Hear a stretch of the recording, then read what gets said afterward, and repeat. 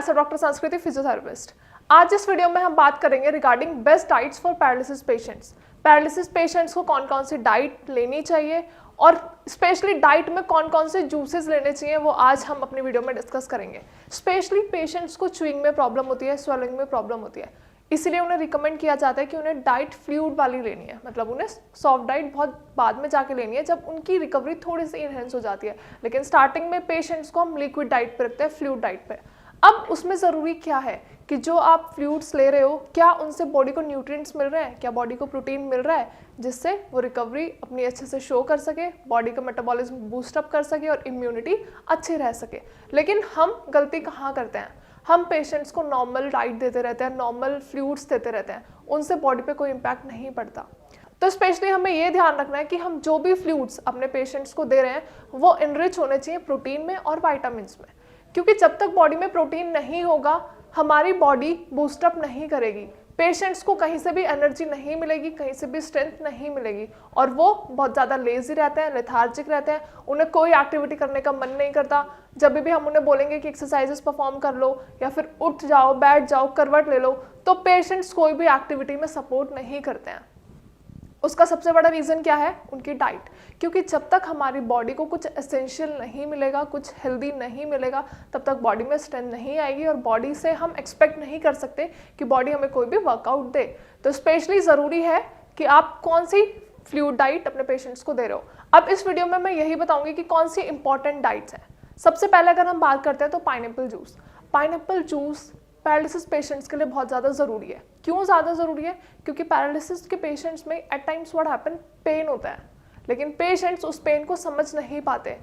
अगर progressive stage में है पेशेंट, अगर उनकी रिकवरी हो रही होती है या फिर उनकी पैरालिसिस की कंडीशन बहुत ज़्यादा सिवियर नहीं है, लाइक उनकी हाफ बॉडी पैरालाइज्ड है या फिर सिर्फ उन्हें पैरालिसिस है, पैरालिसिस मतलब बॉडी में वीकनेस बहुत ज़्यादा है, मतलब हाथ पैरों में मसल्स में वीकनेस आ चुकी है, तो ऐसी कंडीशन में पेशेंट्स को पेन फील होता है, तो उसमें हम प्रिस्क्राइब करते हैं कि गो फॉर पाइनएप्पल जूस। क्योंकि पाइनएप्पल जूस में एक एंजाइम होता है ब्रोमिलेन, वो एंजाइम बहुत ज़्यादा हेल्प करता है पेन को रिड्यूस करने में। तो हमें पेशेंट को thrice a day juice advice करनी होती है। आप हाफ ऑफ द कप या फिर 1 कप जूस ले सकते हो, वो बहुत ज़्यादा हेल्दी होता है, पेशेंट को पेन रिलीव करने में भी हेल्प करता है और स्ट्रेंथनिंग भी बॉडी के अंदर आती है।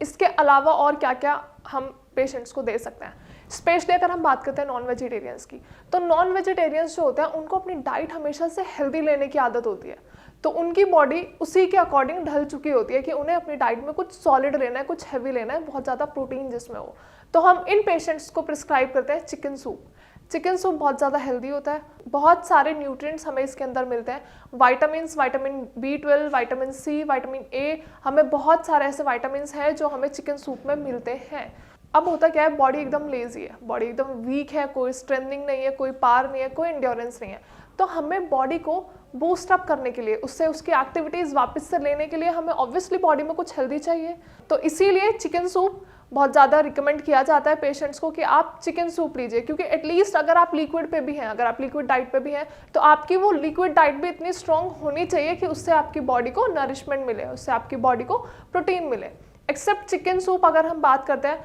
तो देन कम्स वेजिटेबल सूप। अगर हम बात करते हैं वेजिटेबल सूप की, तो वेजिटेबल सूप बहुत ज़्यादा इनरिच होता है प्रोटीन में, और क्योंकि बॉडी की रिक्वायरमेंट है हाई प्रोटीन डाइट, तो इसी वजह से हम ऐसे वेजिटेबल्स का यूज़ करेंगे, ऐसी वेजिटेबल्स में से जूसेस को एक्सट्रैक्ट करके पेशेंट्स को देंगे, क्योंकि उनके लिए इम्पॉसिबल है खाना। तो जब हमें पेशेंट्स को ऑलरेडी लिक्विड डाइट पर रखा हुआ है, तो एटलीस्ट हम उन्हें वो वाली डाइट दें, वो वाले लिक्विड फ्लूइड्स दें जो स्पेशली उनकी बॉडी में प्रोटीन की मात्रा को हाई रखे, ताकि पेशेंट लेथार्जिक फील ना करे, इरिटेटेड ना रहे, और उनका जो भूख है, जो बॉडी की रिक्वायरमेंट है, जो स्पेशली बॉडी को खाना तो चाहिए ऑब्वियसली, तो वो रिक्वायरमेंट भी पूरी होती रहे लिक्विड डाइट से ही। जब भी पेशेंट्स हमें श्रेयाज में विजिट करते हैं तो स्पेशली उनका एक क्वेश्चन होता है कि मैम क्या कोई ऐसा सूप या फिर कोई ऐसा जूस है जो स्पेशली वेजिटेरियंस ले सकते हैं, क्योंकि अगर हम बात करें चिकन सूप की तो ऑब्वियसली वेजिटेरियन नहीं लेते हैं। तो अगर हम बात करें ऐसे सूप की जो वेजिटेरियंस ले सकते हैं, तो बहुत कॉमन है, बहुत ऑब्वियस है, हमेशा वेजिटेरियंस की जो डाइट है वो ज़्यादा प्रेफरेबल होती है दाल में।